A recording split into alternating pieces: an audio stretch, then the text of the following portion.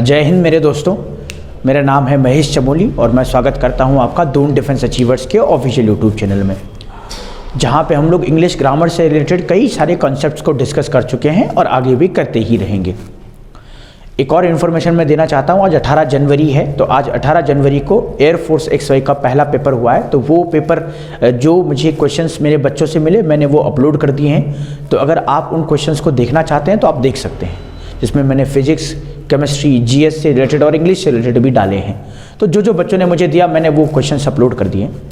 अभी अगर हम लोग बात करें तो अभी हम लोग स्पॉटिंग द एरर कर रहे हैं वर्ब का, या फिर सब्जेक्ट वर्ब एग्रीमेंट का कहें तो 5-6 वीडियो हम लोगों ने पहले से अपलोड कर दिए हैं स्पॉटिंग द एरर में, जिसमें हम लोगों ने अलग अलग क्वेश्चन को डिस्कस किया है।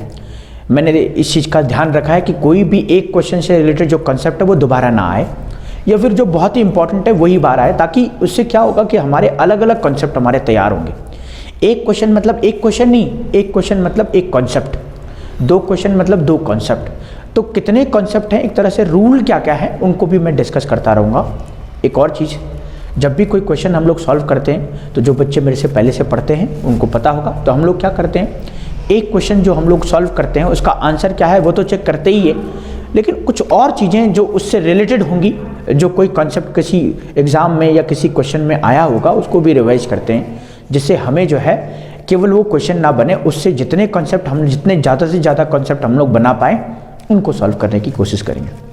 तो चलिए पहले क्वेश्चन की तरफ चलते हैं। क्या कहता है आज का हमारा पहला क्वेश्चन? आज का हमारा पहला क्वेश्चन कह रहा है 40% of the student is in the favour of new policy. एक बात मैं और आपको बताते चलूं कि स्पॉटिंग द एरर जो हमारे एग्जाम में आएगा वो क्या करेगा, वो कहीं कहीं पे आपको ABCD करके मार्क दे देगा। जैसे मान लीजिए उसने किया कि भाई I am sure that A part neither this house nor it's B part contents is for sale C part, और आगे दे देगा नो एरर। तो ये मैंने ऐसा नहीं किया है, क्यों? क्योंकि अगर हमें पता होगा कि भाई आंसर क्या है तो ऑब्वियसली बात है हम लोगों को पता चल जाएगा कहाँ एरर है। अगर हमें एरर का पता नहीं है तो आप चाहे B part, C part, D part कहीं भी बना ले, कुछ भी गलती नहीं होगी, या गलत हमसे हो ही जाएगा अगर हम लोग नहीं जानते होंगे तो चलिए पहले वाले कॉन्सेप्ट की तरफ चलते हैं। 40% of the student is in the favour of new policy. बोला ये जा रहा है कि जो पॉलिसी नई पॉलिसी है उसके फेवर में 40% स्टूडेंट हैं। अब क्या होगा, ये हमें पता है कि भाई सब्जेक्ट वर्ब एग्रीमेंट का चैप्टर है, तो जो एरर होगा या तो सब्जेक्ट में होगा या वर्ब में होगा या नाउन में होगा या प्रोनाउन में होगा। लेकिन उससे पहले हम लोग देखेंगे क्या क्या चीज़ें हम लोग इनसे आइडेंटिफाई कर सकते हैं। ये देखो, ये ऑफ है, ये प्रपोजिशन है, प्रपोजिशन के बाद आने वाला नाउन और प्रोनाउन प्रपोजिशनल ऑब्जेक्ट कहलाता है। ये इज हमारी हेल्पिंग वर्ब है, इन हमारा क्या है, प्रपोजिशन है।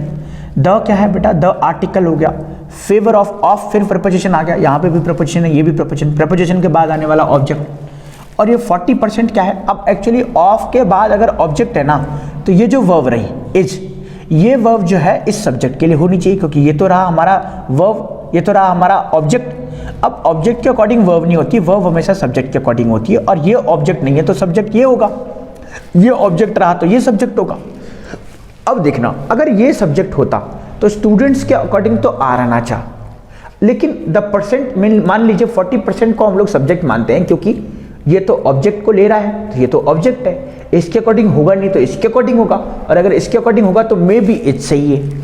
लेकिन ये रूल क्या कहता है, मैं आपको एक रूल बताते चलूँ। मोस्ट ऑफ एक रूल है जो कहता है मोस्ट ऑफ आ जाए, सम ऑफ आ जाए, हाफ ऑफ आ जाए, रेस्ट ऑफ आ जाए, परसेंट ऑफ आ जाए या परसेंटेजेस ऑफ आ जाए।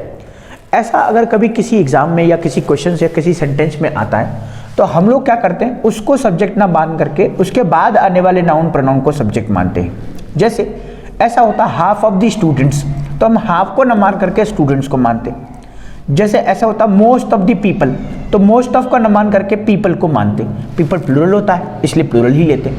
यहाँ पे भी स्टूडेंट्स हमारा प्लूरल आइडेंटिटी है और प्लूरल ही हम लोग इसको सब्जेक्ट मानेंगे, और अगर प्लूरल होगा तो इज ना हो करके मुझे यहाँ पे लिखना पड़ेगा आर।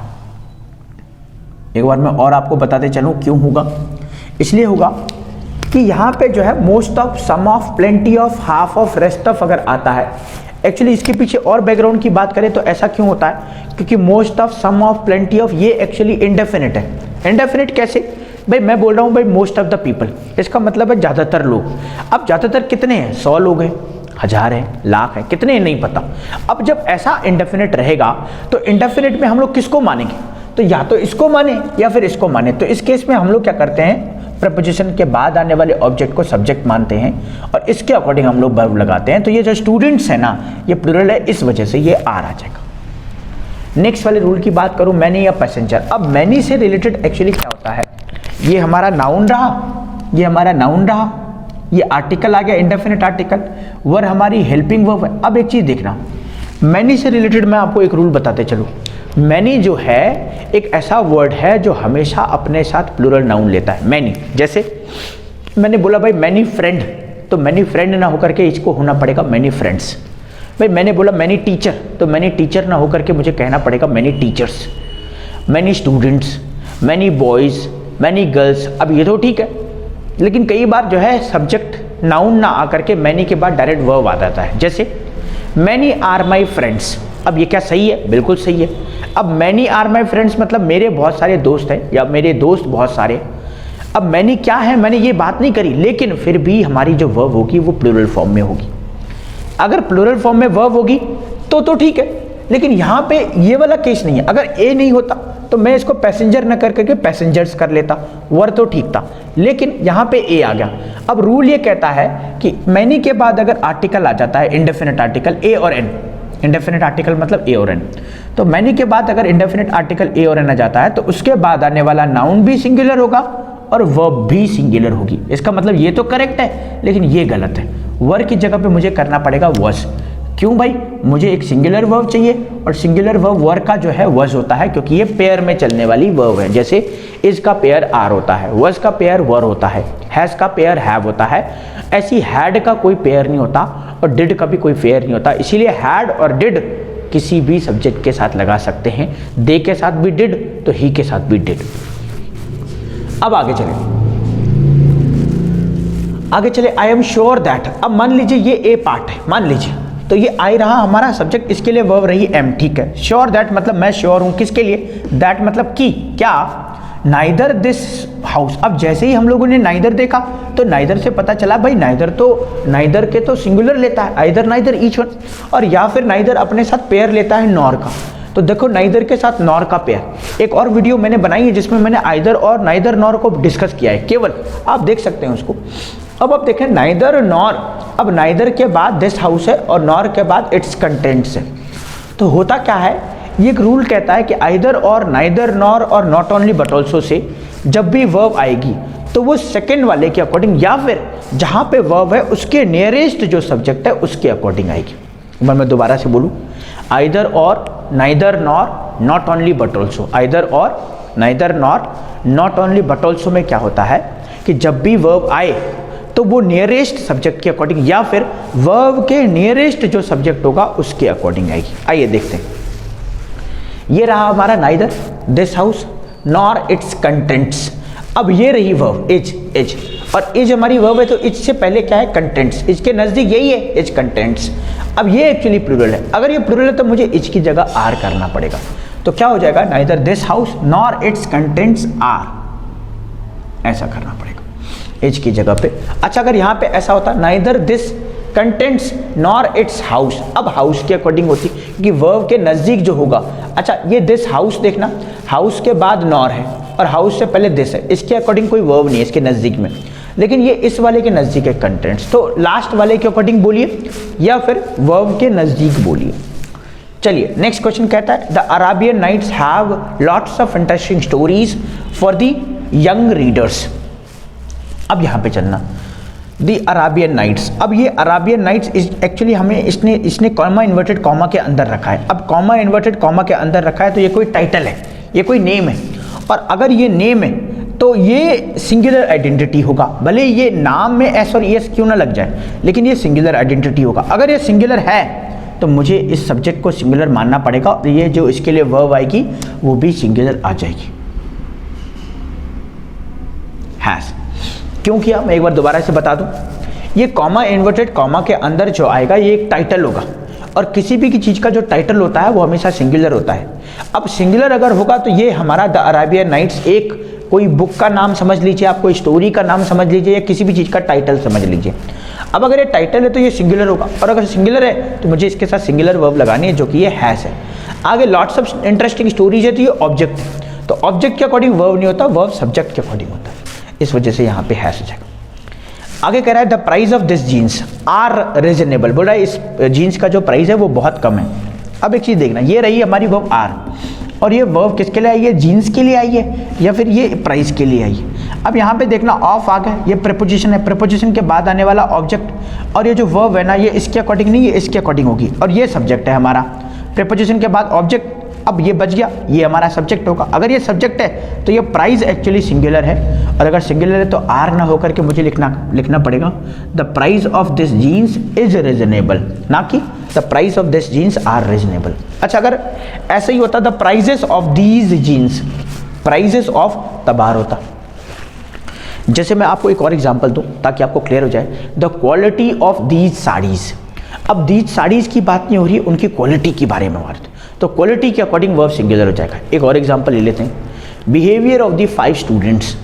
तो क्या 5 स्टूडेंट्स की बात हो रही है या 5 स्टूडेंट्स के बिहेवियर की बात हो रही है, तो ये बात हो रही है बिहेवियर की, तो बिहेवियर के अकॉर्डिंग वर्ब आ जाएगा। एक और एग्जांपल ले लेते हैं, नॉलेज ऑफ एटलीस्ट 5 लैंग्वेजेस।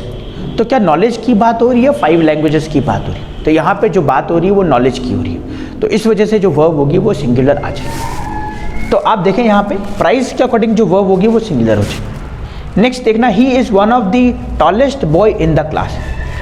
अब देखना ही सब्जेक्ट हो गया, इसके अकॉर्डिंग वर्ब सिंगुलर इज, ठीक है। One of the tallest boy, अब इस फ्रेज को देखना जरा, one of the tallest boy, इस फ्रेज को देखना, बोलना क्या चाह रहा है, one of the tallest boy मतलब बहुत सारे लड़कों में से कोई एक लड़का। अब इस एक के लिए तो एक हो गया वन, लेकिन बहुत सारों के लिए बॉय नहीं, बहुत सारों के लिए मुझे बॉयज करना पड़ेगा, तो क्या हो जाएगा, one of the tallest boy नहीं, one of the tallest boys, ऐसा हो जाएगा। एक और एग्जांपल से मैं आपको समझाऊं, वन ऑफ माई ब्रदर नहीं होगा, वन ऑफ माई ब्रदर्स। क्या मतलब होगा इसका, इसका मतलब होगा मेरे बहुत सारे भाई हैं और उन भाइयों में से कोई एक भाई। जैसे हम लोग कभी कभी बोलचाल की भाषा में भी यूज़ करते हैं, बोलचाल की भाषा में हम लोग यूज़ करते हैं कि भाई मेरा एक भाई है जो इंडियन नेवी में है, या मेरा एक भाई है जो इंडियन आर्मी में या एयरफोर्स में है। अब ऐसा हम लोग कह रहे हैं तो क्या आपका एक ही भाई है, नहीं, मेरे एक भाई नहीं है, मेरे बहुत सारे भाई हैं और वो बहुत बड़ी बड़ी जगहों पे काम करते हैं, लेकिन अभी मैं जिस भाई की बात कर रहा हूँ वो जो है इंडियन एयरफोर्स में है, तो वो बहुत सारे भाइयों में से कोई एक भाई है। तो ये हम लोगों को थोड़ा सा ध्यान रखना है। 5 कॉन्सेप्ट को हम लोगों ने डिस्कस किया है, बहुत छोटे छोटे कॉन्सेप्ट और बहुत ही इंपॉर्टेंट कॉन्सेप्ट है ना, उनको डिस्कस किया है। आई होप इन कॉन्सेप्ट को पढ़ करके आपके कई चीज़ें क्लियर हो रही होंगी, तभी हमारा मेन मकसद पूरा हो पाएगा। अगर आपको समझ में नहीं आ रहा है तो इसका मतलब बेकार है पढ़ाना, है ना। मैं बहुत सालों से इंग्लिश ग्रामर पढ़ा रहा हूँ और मैं चाहता हूँ कि जितनी भी चीज़ें मैंने इन सालों में सीखी है तो मैं जो है इस कंटेंट को आप लोगों तक पहुँचाऊँ, ऐसे बच्चों तक पहुँचाऊँ जो बच्चे पढ़ना तो चाहते हैं लेकिन उनको अच्छा कंटेंट नहीं मिल रहा है। ऐसा नहीं है कि टीचर्स अच्छे नहीं हैं, टीचर्स बहुत सारे अच्छे हैं, ऐसा नहीं कि मैं ही अच्छा टीचर हूँ, बहुत सारे अच्छे टीचर हैं। हाँ, मैं बहुत सालों से पढ़ा रहा हूँ लेकिन इसका मतलब ये नहीं है कि मैं एक अच्छा टीचर हूँ, लेकिन हाँ मैं हर बार कोशिश करता रहूँगा अच्छा बनने की, हर बार कोशिश करता रहूँगा अच्छा कंटेंट देने की, और हर बार कोशिश करता रहूँगा अप टू डेट रहने की। आप बच्चे, जो भी बच्चे मेरे से जुड़ रहे हैं, जितने भी सब्सक्राइबर हमारे पास अभी आ रहे हैं, जितने भी सब्सक्राइबर हैं, इसका मतलब ये मान करके चलो कि वो बच्चे जो है जेन्युइन बच्चे हैं, इसीलिए उन बच्चों ने ये वीडियो क्लिक किया है, नहीं तो वो ये वीडियो क्लिक ना करके कुछ और वीडियो क्लिक कर रहे होते, रील्स देख रहे होते, कैरी मिनाटी की वीडियो देख रहे होते, कुछ भी देख रहे होते, लेकिन ये नहीं देखते। अगर आपने ये वीडियो पे क्लिक किया है, अगर आपने इस वीडियो को पूरा देखा तो इसका मतलब आप जेन्युइन बच्चे हैं, आपको कंटेंट से मतलब है, आपको कंटेंट अच्छा चाहिए, फालतू बातें आपको लेना देना नहीं है फालतू बातों से। जैसे कि आजकल यूट्यूब में होता है कि आप स्टार्ट करते ही जो 10-15 मिनट यूँ ही निकल जाते, लेकिन वहाँ पर किस तरह का बच्चा जा रहा है वो थोड़ा देखना पड़ेगा। और अगर आपने ये वीडियो देखा है, अच्छा लगा है आपको और आपने पूरा वीडियो देखा, तो इसका मतलब आपको इस तरह का कंटेंट पसंद है, आपको ज़्यादा फालतू बातें पसंद नहीं है, आपने बिल्कुल आपका जो सिलेबस है या जिसमें आपको कमांड करना है उसके बारे में पढ़ रहे हैं। तो इसी के बिहाफ पे हम लोग आगे वीडियो और बनाते रहेंगे। ये सारे वीडियो मैं एक सीरीज बना दूंगा जिससे कि आपको फर्स्ट सेकंड देखने में दिक्कत ना हो, एक ही वीडियो में सारा कुछ आ जाए। तो चलिए बच्चों, इसी के साथ हम लोग आज की क्लास का समापन यहीं पे करते हैं। हम लोग मिलते हैं नेक्स्ट वीडियो में कुछ और कॉन्सेप्ट के साथ, कुछ और सवाल के साथ। तब तक के लिए इतना ही रखते हैं। जय हिंद, जय भारत और thank you for watching the videos.